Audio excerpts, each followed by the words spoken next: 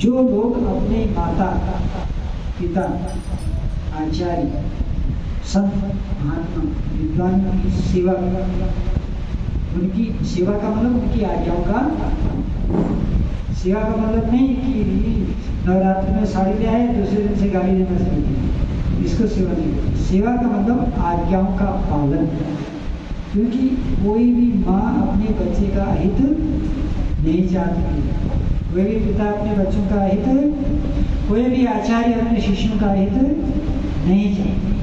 तो इसलिए वो जो भी कहेंगे उसको कहते हैं माता पिता आचार्य की आज्ञा आंख बंद करके माननी चाहिए, क्योंकि वही परमात्मा के बाद यही तीन लोग हैं जो हमारा भला चाहते हैं।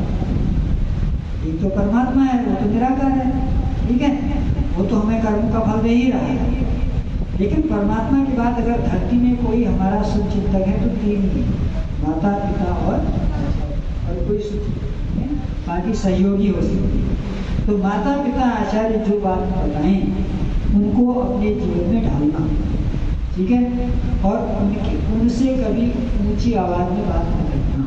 यदि माँ से कभी ऊंची आवाज में नहीं बोलनी चाहिए, पिता से कभी ऊंची आवाज में नहीं बोलनी चाहिए, आचार्य से कभी ऊंची आवाज में नहीं बोलनी चाहिए। तो उनकी आज्ञाओं का पालन करना, उनसे ऊंची आवाज में बात न करना, और प्रातः काल और सायंकाल दो समय, प्रातः काल सुनो बेटा, प्रातः काल और सायंकाल दो समय उनको नमस्ते करना।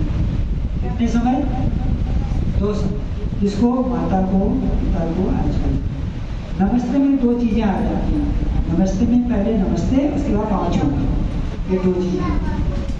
तो इसलिए भीष्म पितामह कहते हैं हे युधिष्ठिर, जिन लोगों में ये लक्षण पाए जाते हैं उनकी आयु, तो लोग सोचते हैं काजू किशमिश खाने से आयु बढ़ती हुई ना, आयु ऐसे आज्ञाओं का पालन करने से, उनका सम्मान करने से, उनके बताए पर चिन्ह पर चलने से।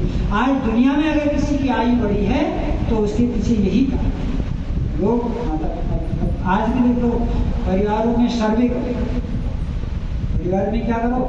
सर्वे करो। उसी घर में लोग सुखी बनेंगे जिस घर में माँ का सम्मान होता है, पिता का सम्मान होता है, आचार्य का सम्मान होता है, उस घर के लोग सुखी बनेंगे।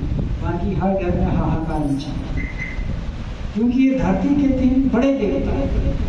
सबसे बड़ा देवता कौन है? परमात्मा। उसके बाद ये तीन देवता है, माता पिता, उनका करना होगा। अब इसको मीठा खिलाइए बच्ची, इसको मीठा खिलाइए।